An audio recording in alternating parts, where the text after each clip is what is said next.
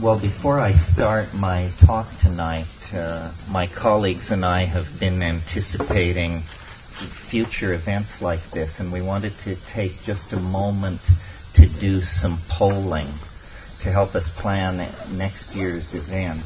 And so taking you as a representative of people who attend these things, it would be very helpful to us if you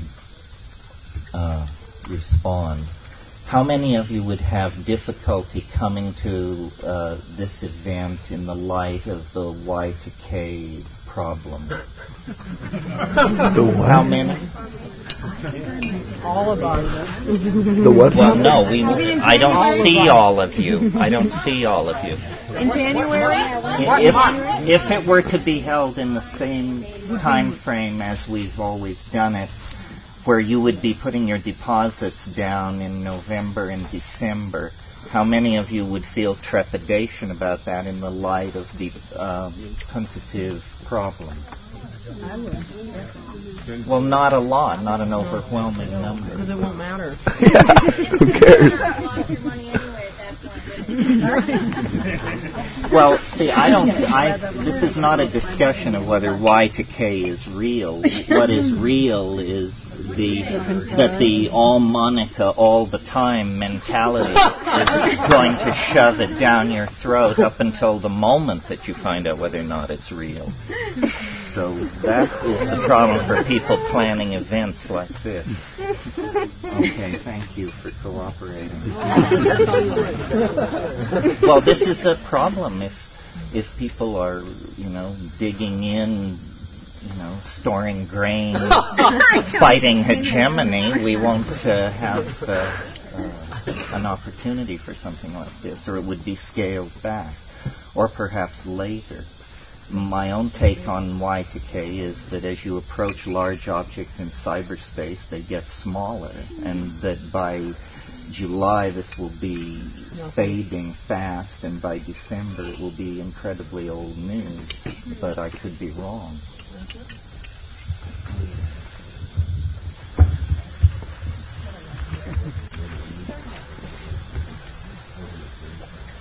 Terence, I would suggest that later in January we check in. Ease everybody's conscience with any plane issues will be taken care of in the first 2 weeks probably. Yeah, we're thinking that a little bit later is better, even mid-February. Anyway, we'll keep you apprised of all this. Well, so then let me turn to the main event. I've got a snoot full of tequila and a messianic mission, pawing the ground to talk to you as usual.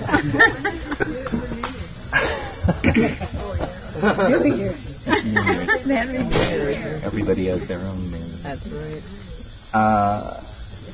I guess the title of tonight's talk is Linear Societies and Nonlinear Drugs, which is something that I just had to pull out of the air when Ken finally slammed me to the wall for what I would be talking about this night many months ago. But more and more for me, especially with this group, these things have become sort of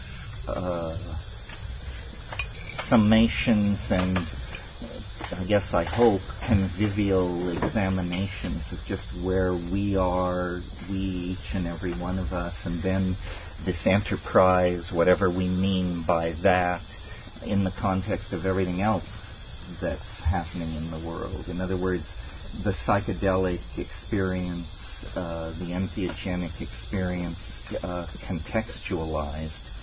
And as I try to think about, what, if anything, I can bring to the party, I guess it's that what I'm interested in is psychedelics as a philosophical tool.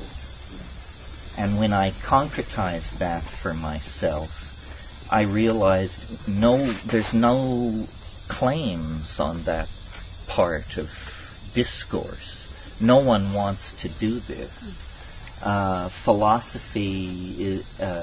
Academic philosophy is done in a very formal manner, and the most exciting is incredibly stuffy.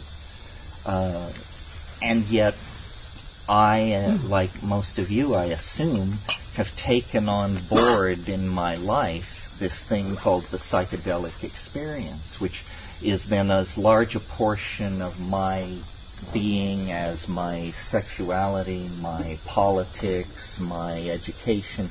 It shapes everything.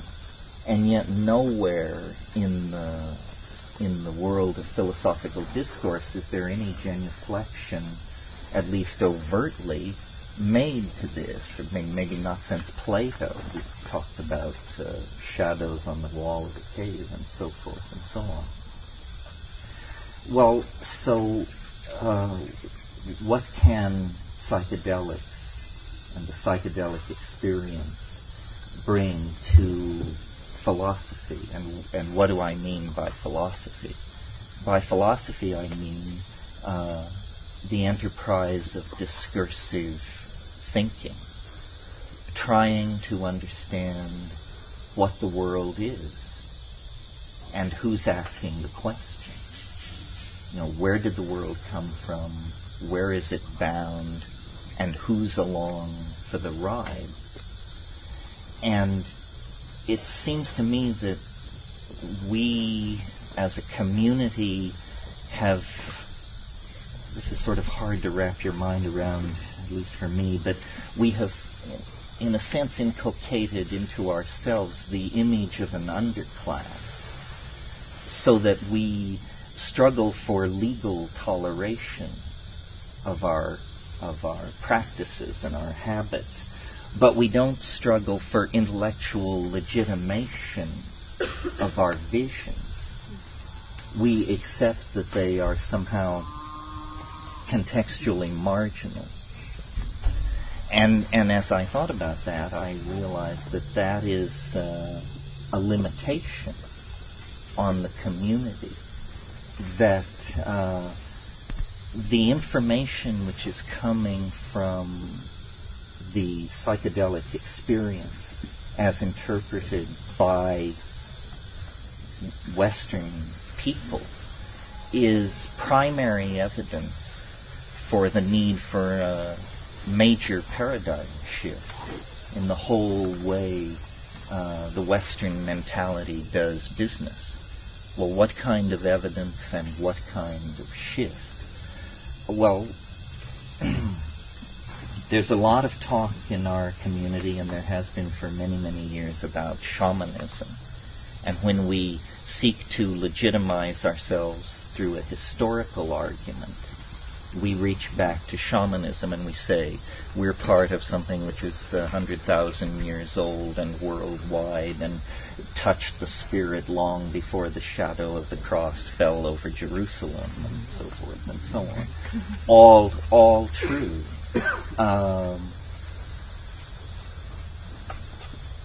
And in a way that has, I think, that tendency, which is part of the broader tendency in the Western mind to valorize and grow nostalgic over the primitive, has put a certain political cast on our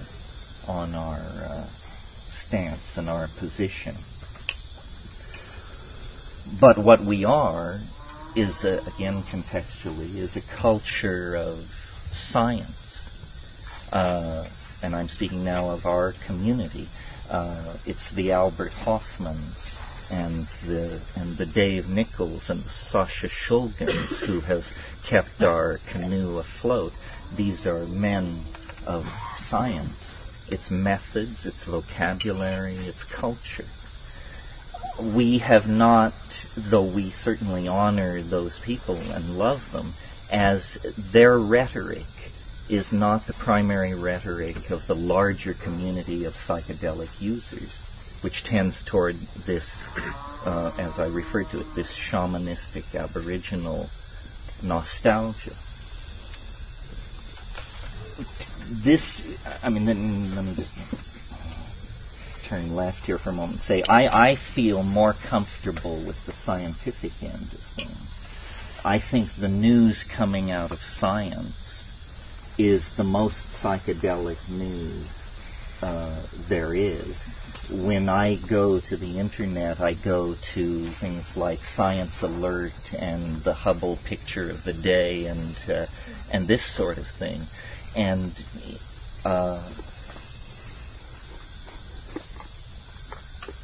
our community as a whole, I think, is not involved enough in incorporating the vistas.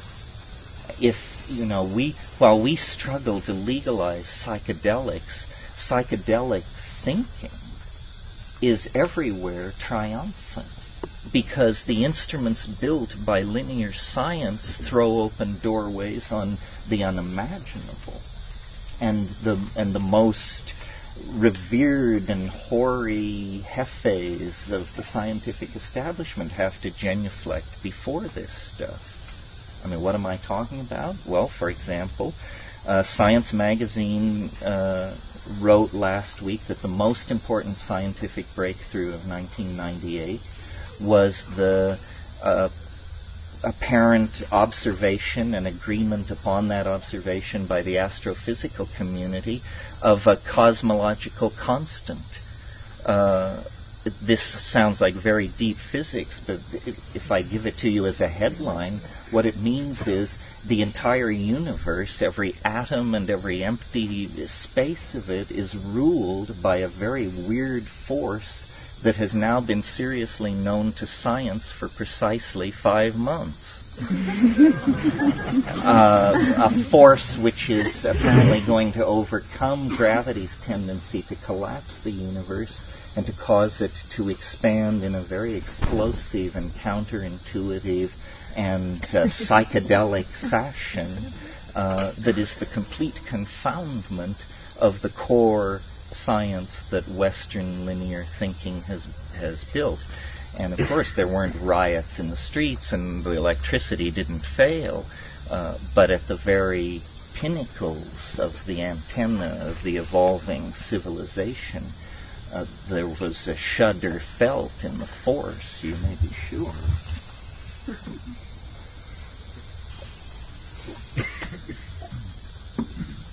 So,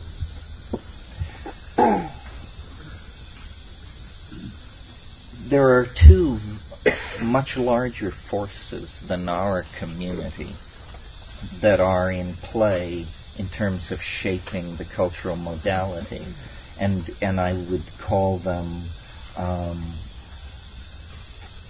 what would I call them? Well, I would call one of them science. It's the other one that I'm having trouble with. It is everything which is not anchored in the rational.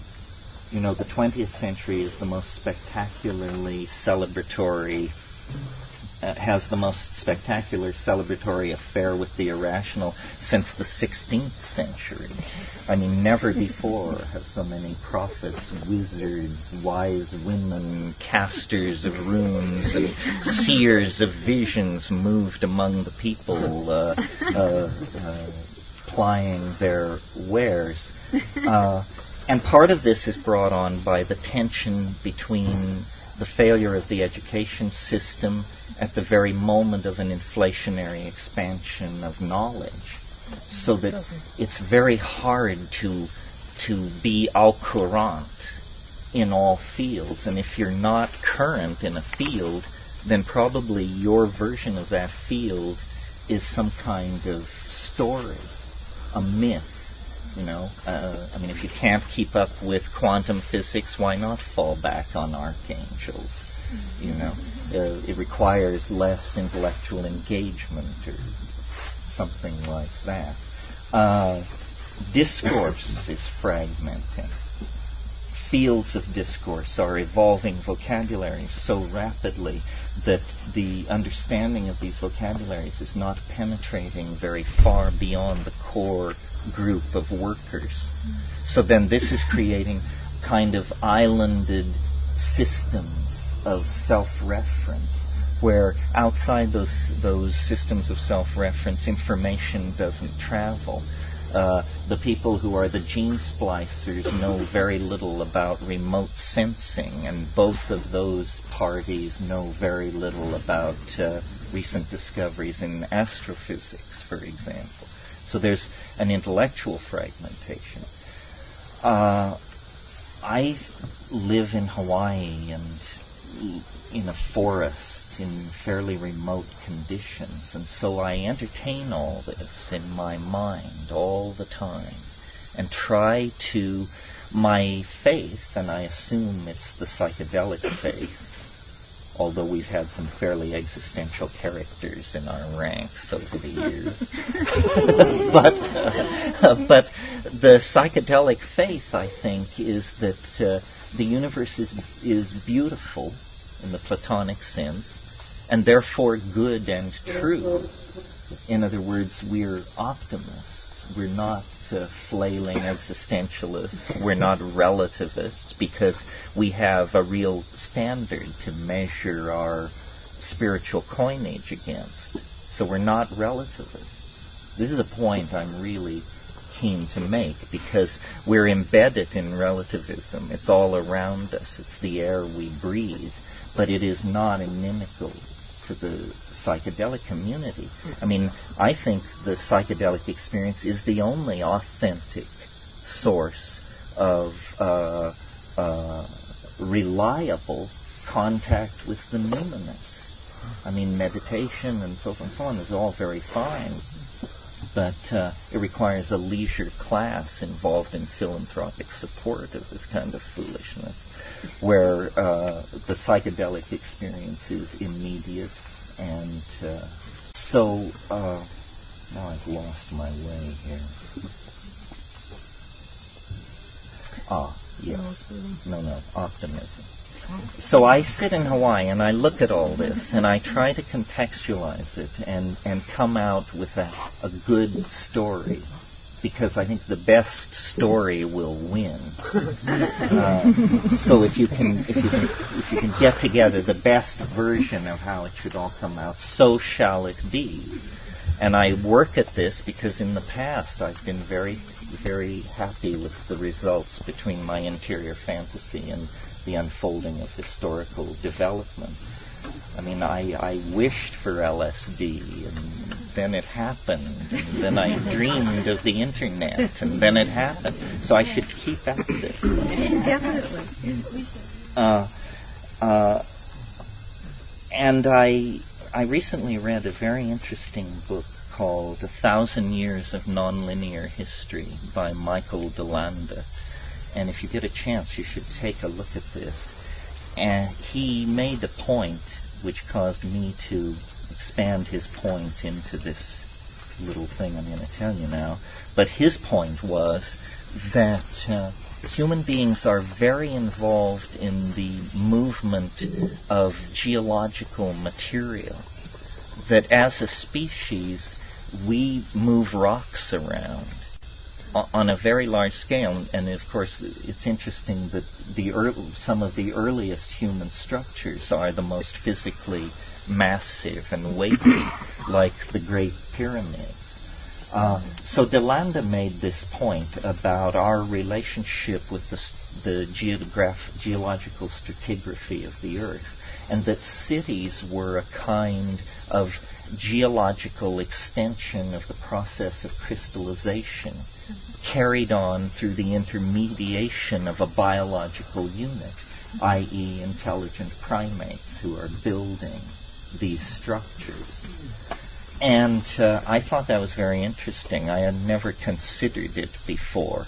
I've talked about virtual reality, and I've said that it's nothing new, that was a virtual reality, and Çatalhöyük was a virtual reality, but done in stucco and fired ceramic and stone, and that when the medium is so intractable as stone, the epistemic assumptions that get formed about what reality is are very different than if you can build Versailles at the click of a mouse button.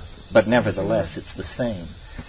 But embedded in my reading of DeLanda was I've been thinking a lot, and I talked to you a lot last year, about artificial intelligences and minds which are not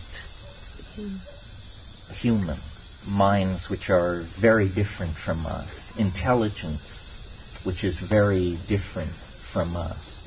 While the naive are scanning the stars, our appliances have become telepathic. There is a very strange kind of intelligence being called into existence by ourselves, strangely enough. And this is the connection to Delanda, this artificial intelligence which is being called into being by human activity is made of the same materials as and Çatalhöyük. It's made of ceramics, glasses, and metals. It's that... So then I took this on board and thought about it.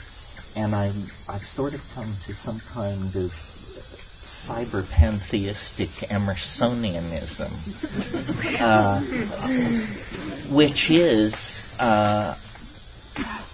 here, I'll give it to you as a headline and then work backwards so that in case I forget what I'm saying, it won't be lost to suffering mankind.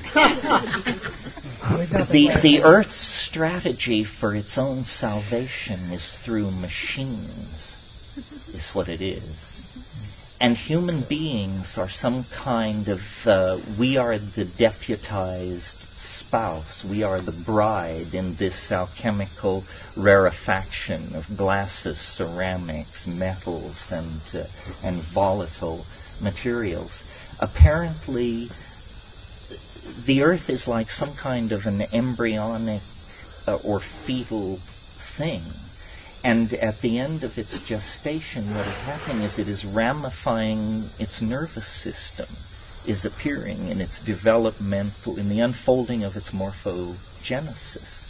And as we contemplate nanotechnologies and see ourselves working through bacteria and this sort of thing at the engineering level, you have to be blind to not then reflect back upon the fact that in some sense we are already working at that kind of level at the behest of it is not clear who, because nobody ever asked the question in quite this way before.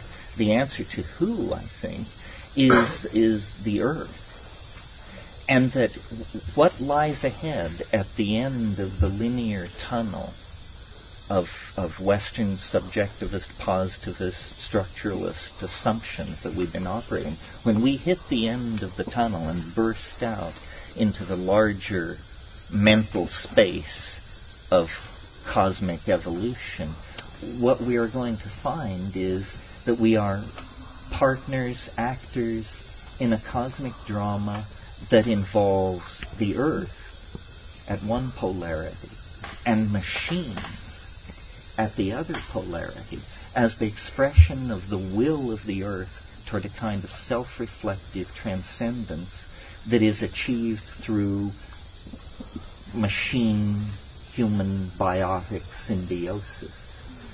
And this is, there'll never be a headline which says this.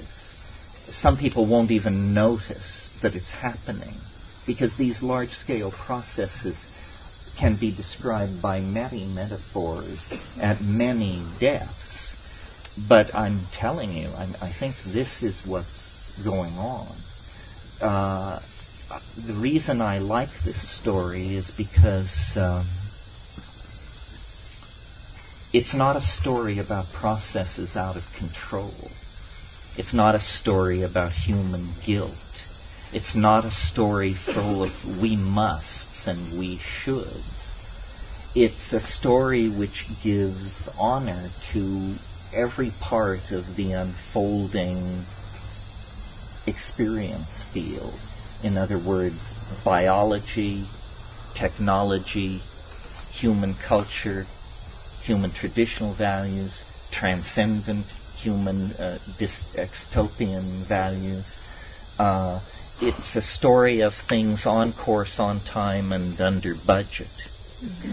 And I assume that's how nature really operates. And that we live inside some kind of anxiety-producing culture that is a necessary, I don't want to say evil, but a necessary response to conditions of stress. There are processes which waste, nuclear waste buildup, urbanization, land disturbance. There are processes which, if allowed to run on indefinitely, would wreck the whole system and pitch it into chaos. But Confucius said, no tree grows to heaven. And what he meant by that is it's fruitless to project any process to infinity, because any process projected to infinity creates some kind of catastrophic scenario. If no fruit flies died in 6 months, the Earth would spin out of its orbit from the weight of fruit flies. No, I don't think that's true. But what an image, right? Somebody once told me if the Earth completely disappeared except for its nematodes, that you could still see the outlines of the continents if you were standing on the moon. I thought, now just who gathered this?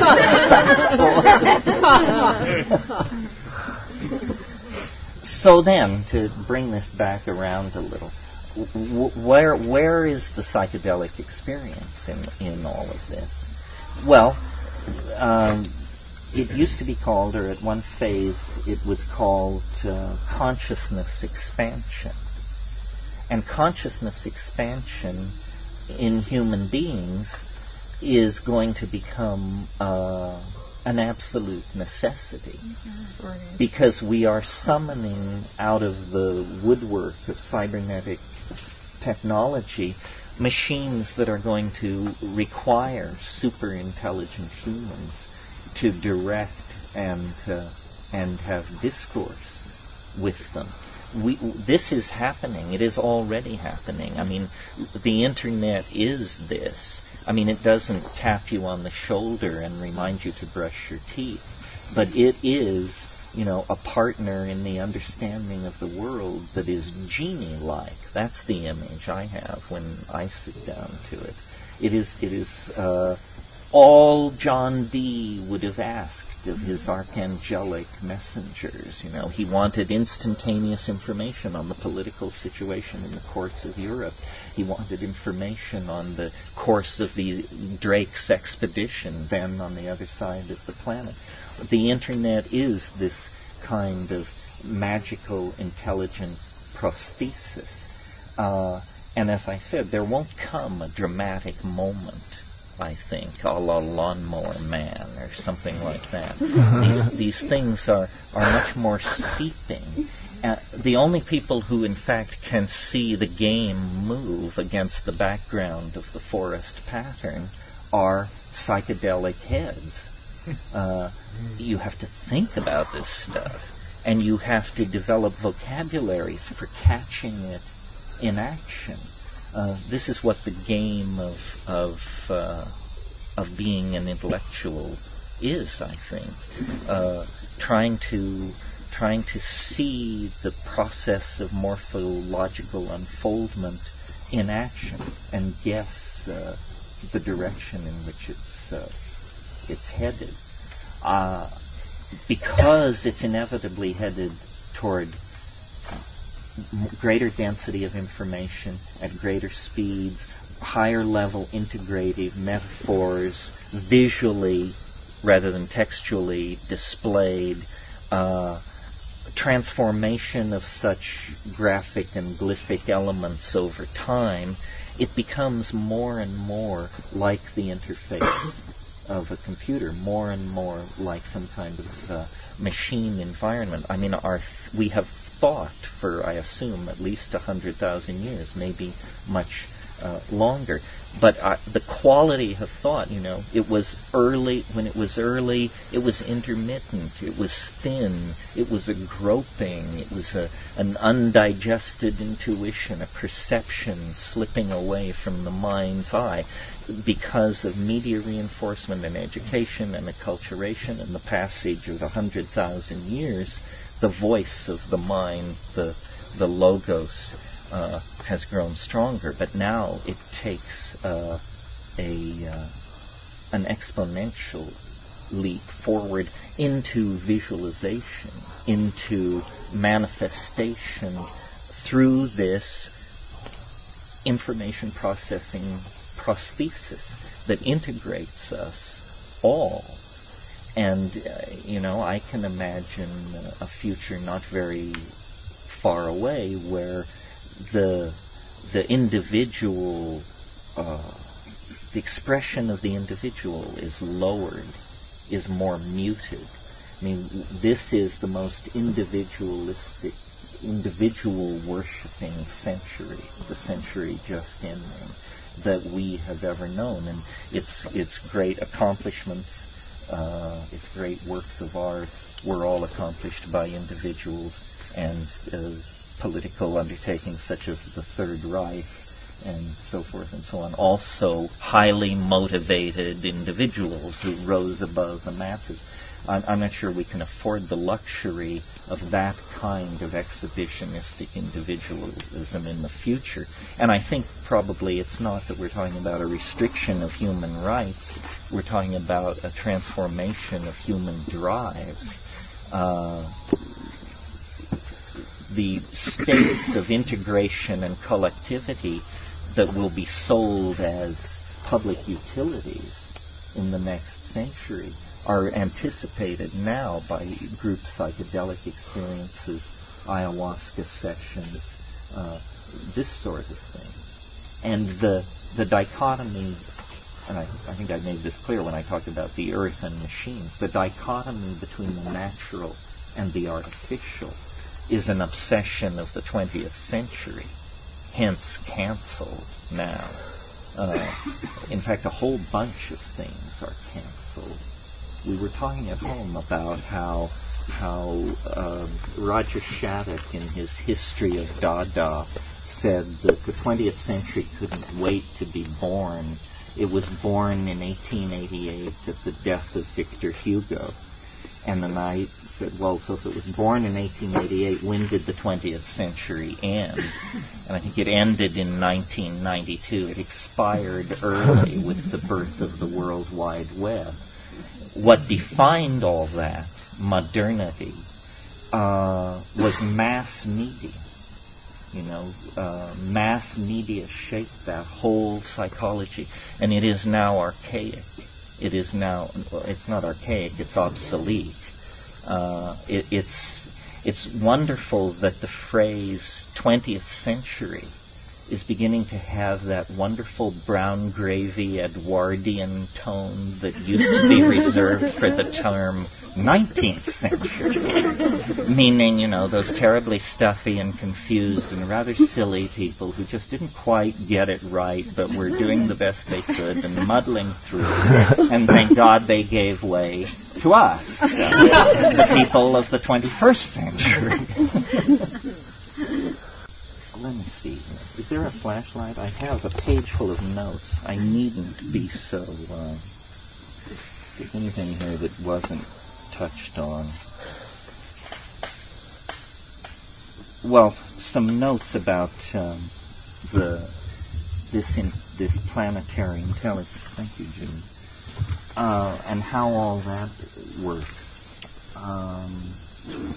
One of the insights that I've been reading different people this year, maybe you can tell, and one of the people I've been reading is Greg Egan, who I talked about last year, but now I've read more. Yes. Now I've read Diaspora, and the ones where he makes no effort whatsoever to explain it to you unless you've already done your homework.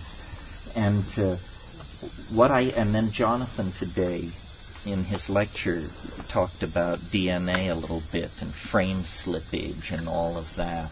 And it reminded me of it. The thing that I'm coming to from my psychedelic experience and my life experience and the whole ball of wax is I've said for many, many years that the world is made of language. That was just sort of one of my bumper stickers. But I think that there's that carries some of the flavor of what I want to say there, but that there's more to it than that. It's that everything is code. Everything is code in the sense that hackers mean when they say they write code.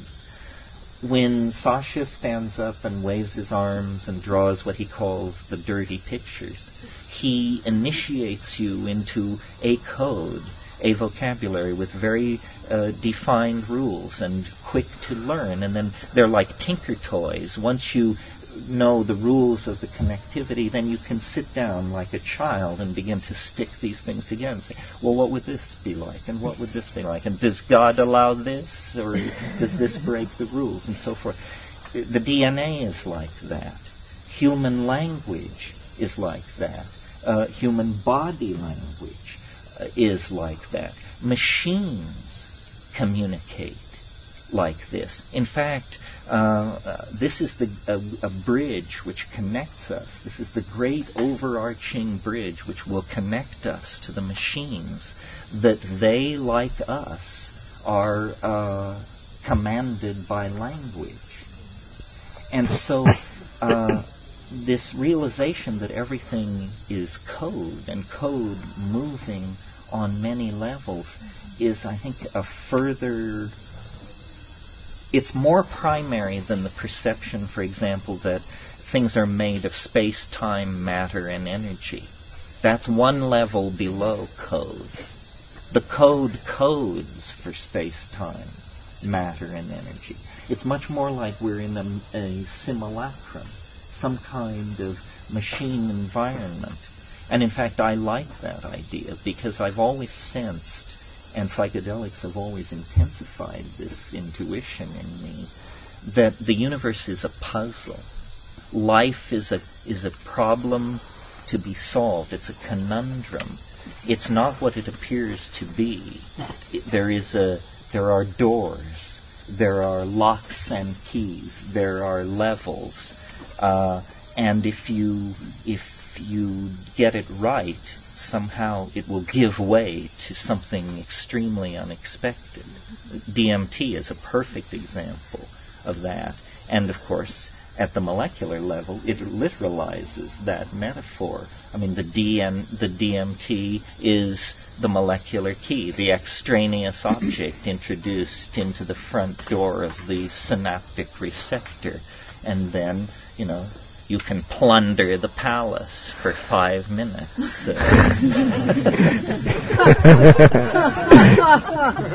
Well, if the world is code, then it can be hacked. In other words, it needn't stand still in quite the same way that it stands still in your mind if you believe in something called the laws of physics. It permits magic because it says behind the laws of physics is a deeper level, and if you can reach that deeper level, you can make changes there. And this leads on to something that I wanted to say about an earlier theme, where I was talking about the legitimation of the community's intuitions. Something that we always kick around at these things, or I always bring it up in some form, is where do the hallucinations come from?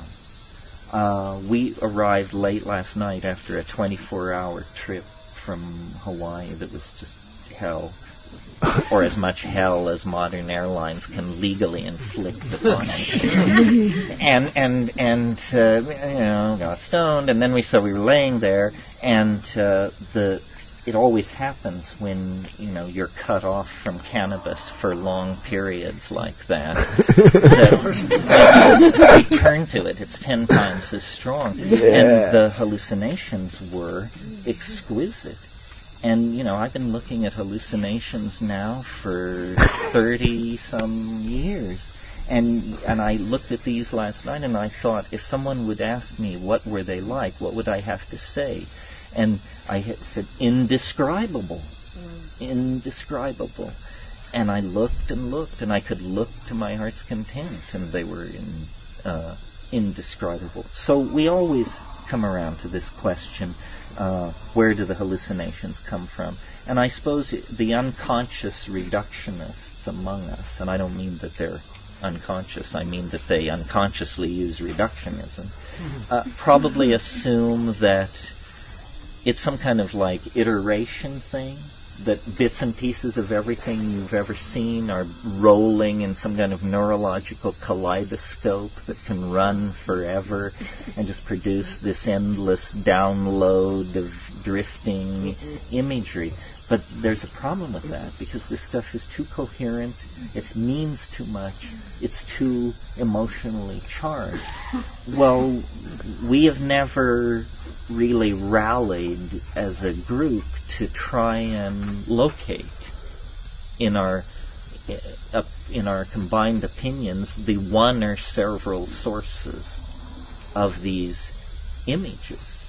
And I think that and I talked a bit about this last year, but I think this is legitimate perception of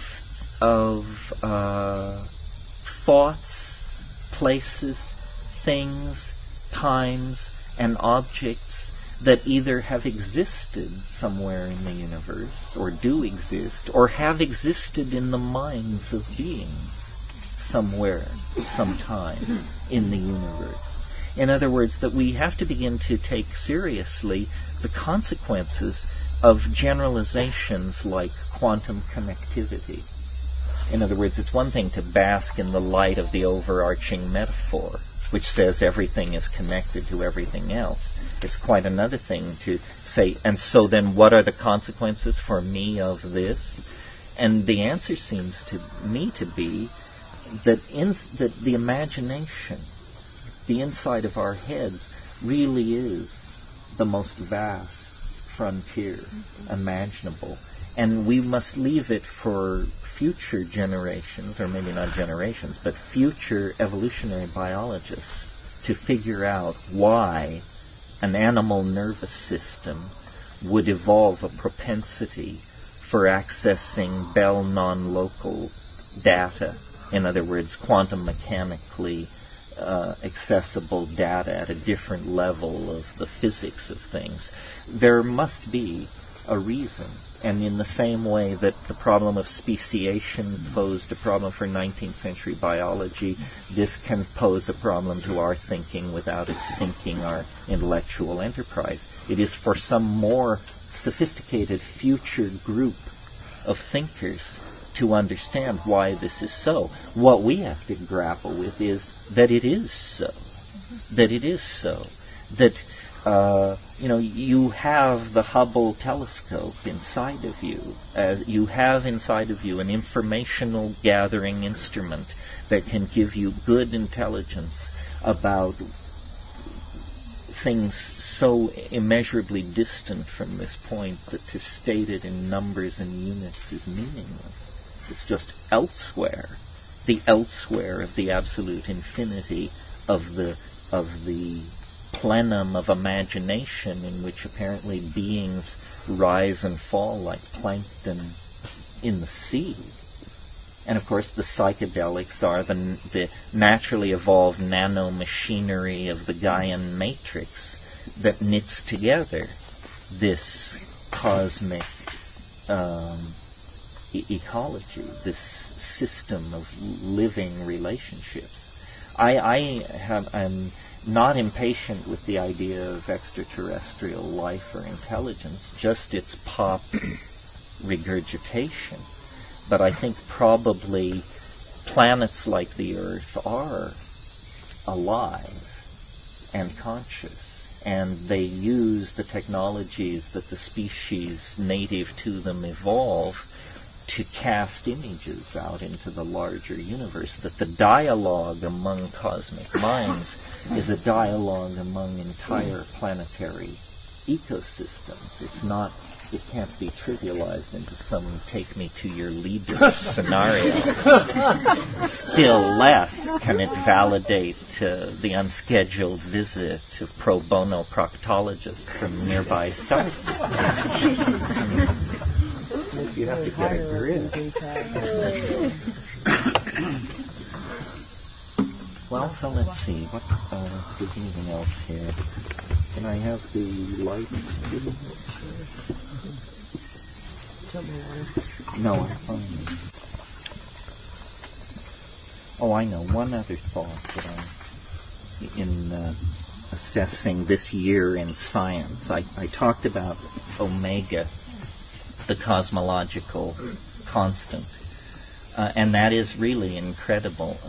In fact, let me do a personal breast-beating thing and point out to you that this thing that they have come upon, omega, the cosmological constant, this absolutely, 50 years ago or so, Einstein called it the biggest blunder I ever made, because he played with the necessity of this thing to keep the universe from falling in on itself, and then he decided it was an unnecessary construct and that it led to such weird conclusions that it had to be gotten rid of.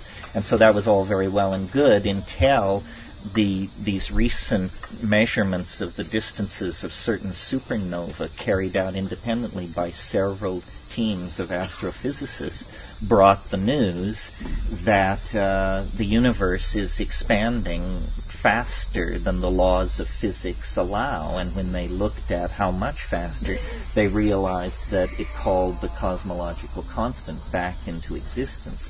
Well, but here there are a couple of things about this cosmological constant that are very counterintuitive. The first is that it acts on empty space. It does not require matter to manifest. It is a property of space itself, the cosmological constant. The second thing is it's a repulsive force that is growing stronger and stronger. Forces don't grow stronger and stronger. They grow weaker and weaker. Gravity grows weaker, light grows weaker, everything grows weaker. This force, as time progresses, gets stronger and stronger. Well, that means when you project it out toward, billions of years into the future, it becomes the dominant force. It overcomes gravity, it overcomes the strong force, the weak force, it overcomes all the forces, it becomes the dominant force. The other thing about it is that it becomes stronger not on an even slope, but asymptotically it becomes stronger.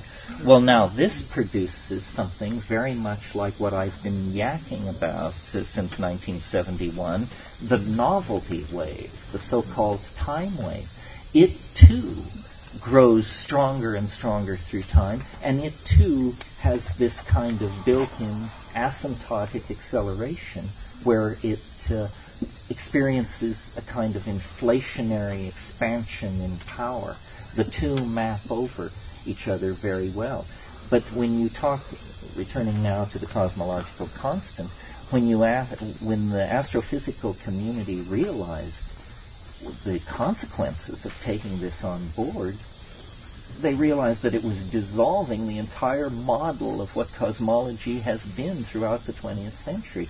Because what it's really saying, this discovery, less than 6 months old, is that space itself is in the act of exploding, that the universe is on the cusp of an inflationary phase of expansion similar to the inflationary expansion that occurred at the time of the Big Bang. What would this look like? What would it feel like? Nobody can even imagine. It is not upon us. I don't mean that. but I mean that in the near future of the universe, in the next billion or 2 billion years, things will change very, very dramatically. Everything will begin to rearrange itself according to the expression of this asymptotic power. So that was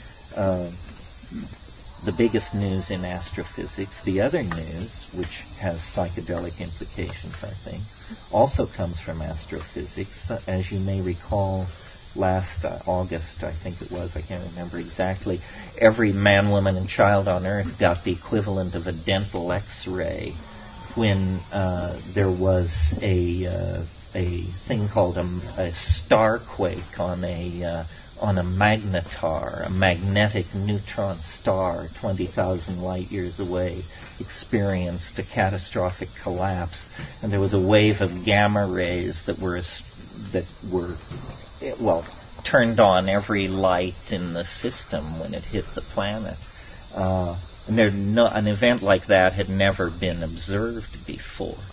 And I got to thinking about this, and I realized, we've only been looking for this kind of thing for 30 years.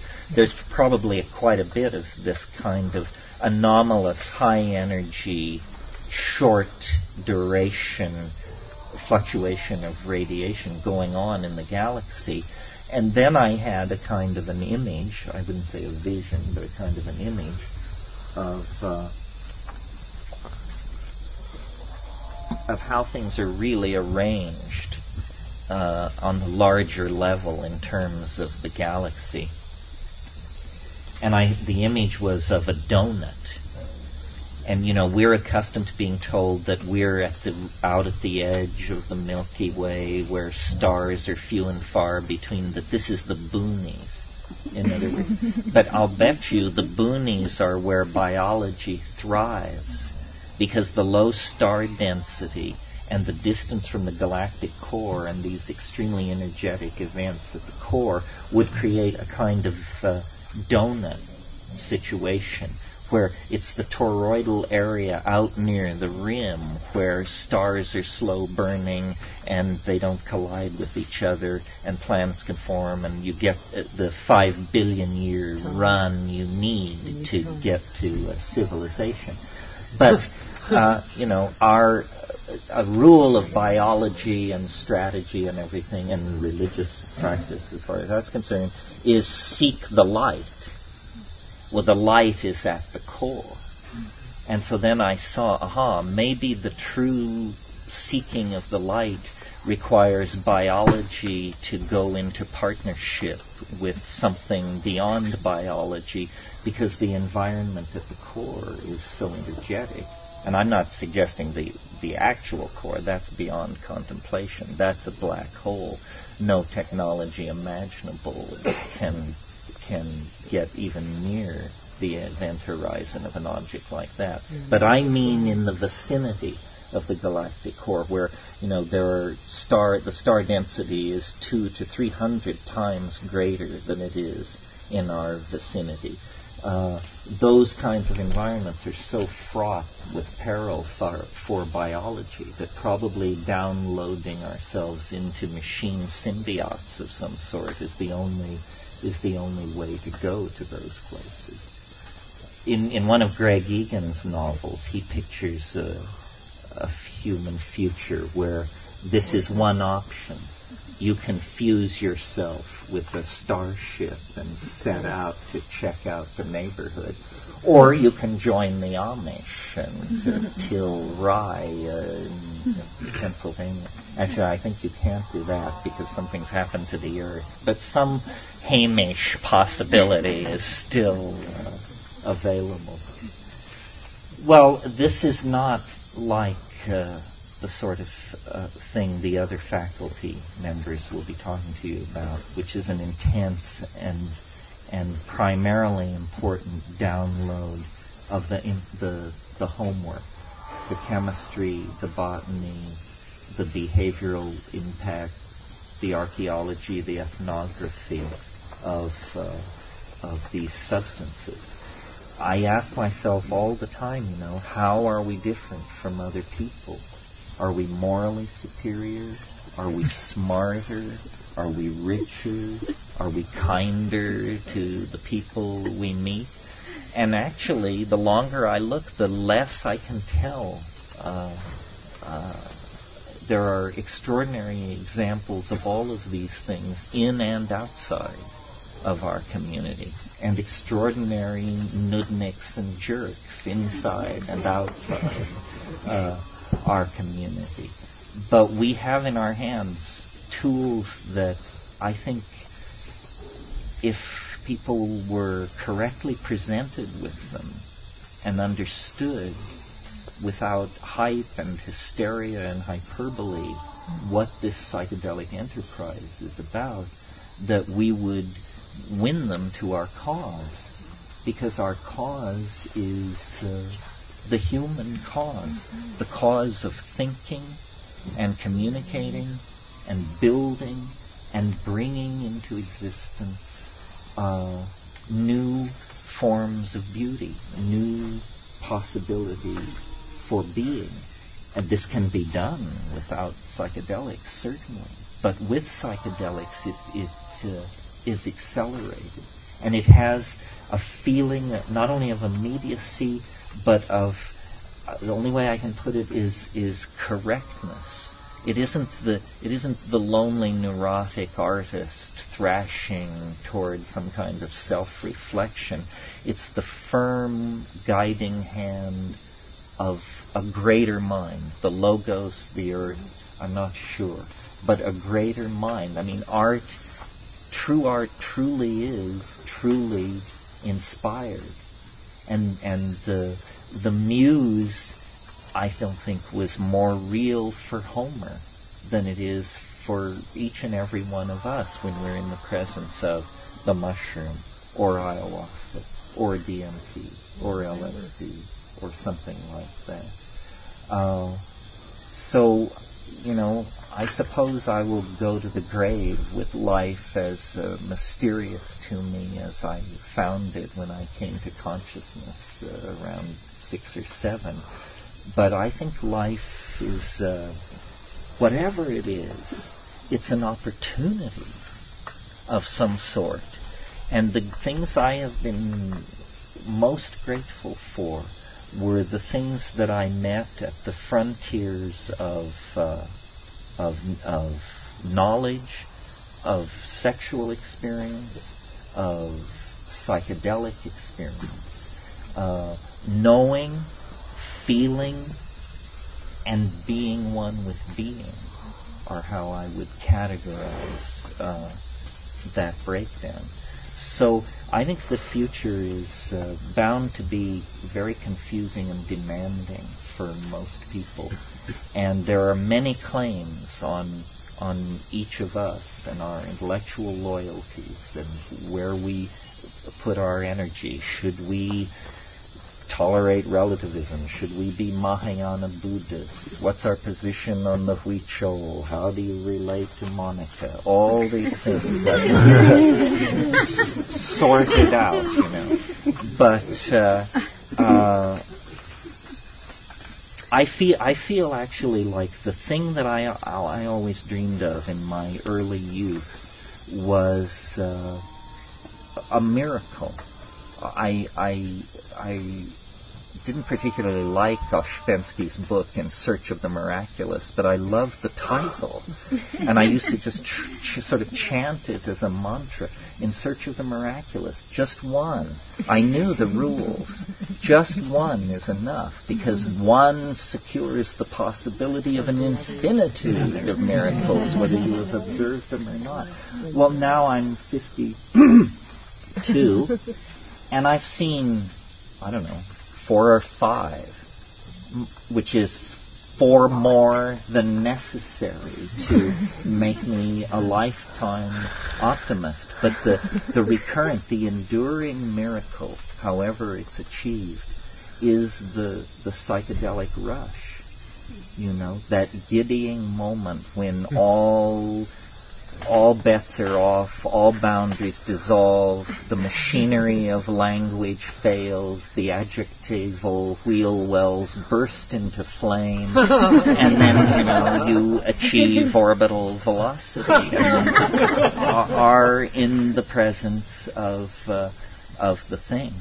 And I cannot believe that is not a salutary experience. And you've heard me say many times that how itchy it makes me feel to think that somebody could go from birth to the grave without having that experience. They can make of it what they want. They can denounce it. They can deify it.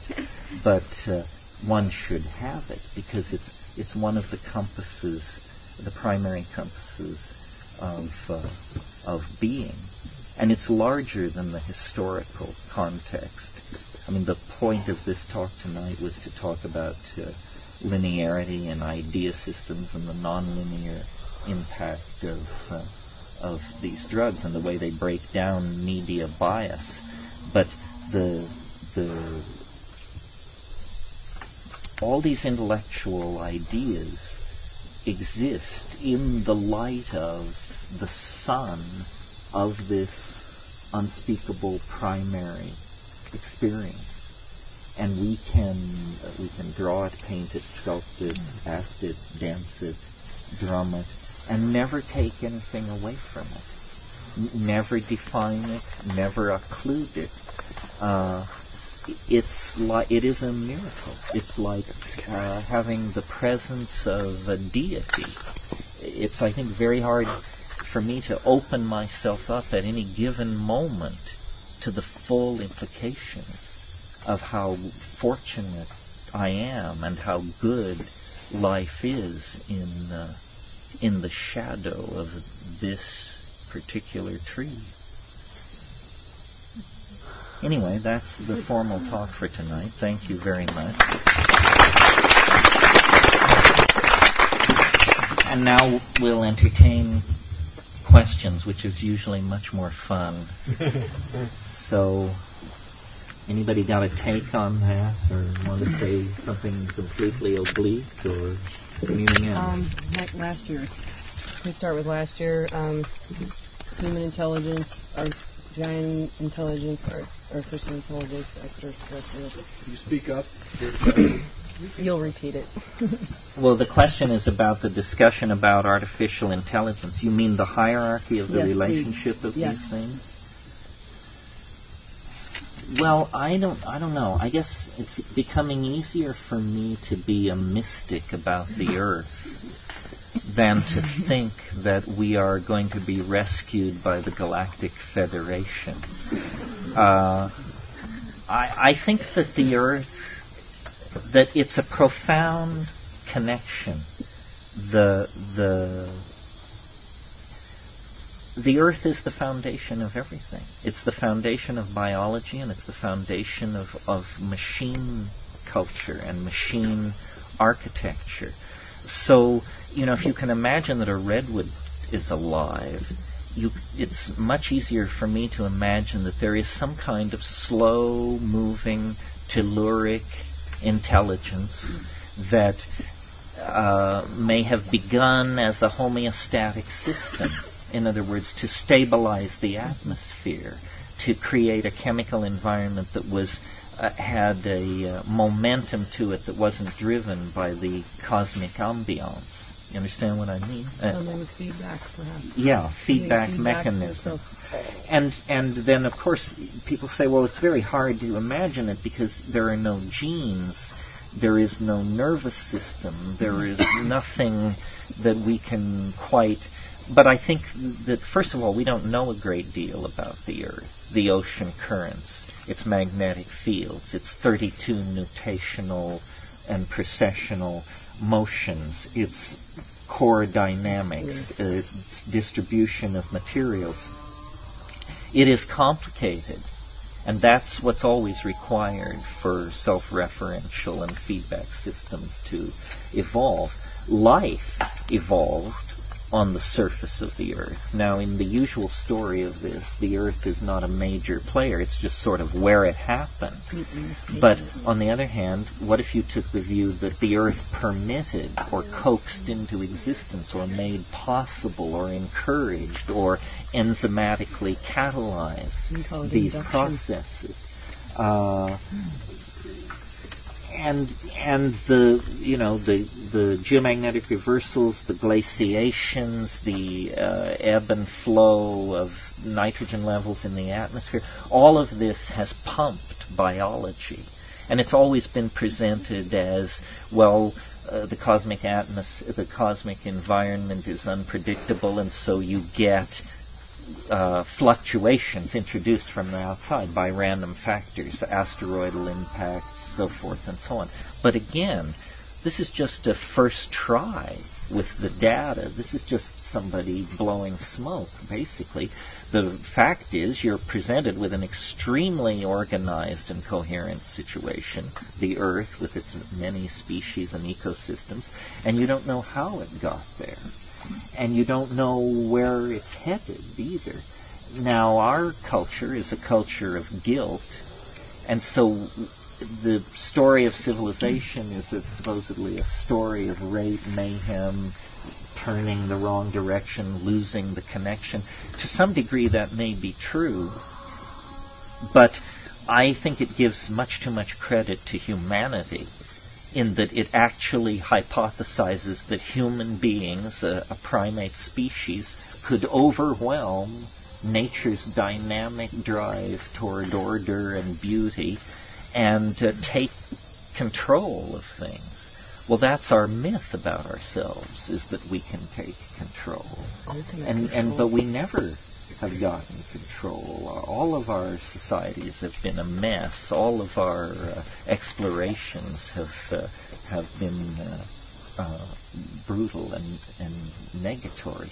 So, and now comes the machine, and they are produced by biology, which comes from the Earth. And what are these machines made of? Well, glass, crystal, arsenic, copper, gold, all these things, and they're being hooked together exactly on the model. Clearly the machines are modeled on biology. We talk about connecting them. We talk about languages. We use a vocabulary that we had previously used for biology to talk about these things. And you see there's a funny thing built in there, which is we are designing the machines to be more and more intelligent. But what we don't understand is that they operate in a different universe from us, because we operate at about 100 hertz. A machine you can buy down at any computer store operates at 400 megahertz. That means that you can run an eternity of human lives in an afternoon. It means, in a way, that we are creating a creature that lives in a different kind of temporal universe than us. And we are teaching them to design themselves to be ever more intelligent. And once some kind of intelligence arises, because it's intelligent, the first thing it does is design a more intelligent version of itself. Well, at 400 megahertz and with a worldwide amount of processing power to draw on, you can imagine something coming to embryogenesis in a matter of hours. Something emerging, recognizing itself for what it was, and then just starting up the ladder. And what would this look like to us, and where is our place in it? This is the adventure of the future. We are going to be a different kind of people, because we're going to have to live in the presence of alien minds that will be manifestly and obviously alien. They won't hold back, and they're not going to be, at every moment interested in us either. In fact, we will become, a footnote in their encyclopedia of being, and what they become in our encyclopedia of being remains to be told.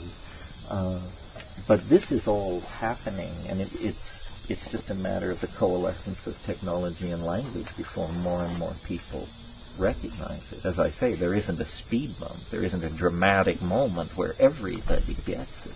But when you talk to the people who actually work in these fields, they know, that this is the Faustian enterprise of all time. That this is the handing over of the destiny of the planet to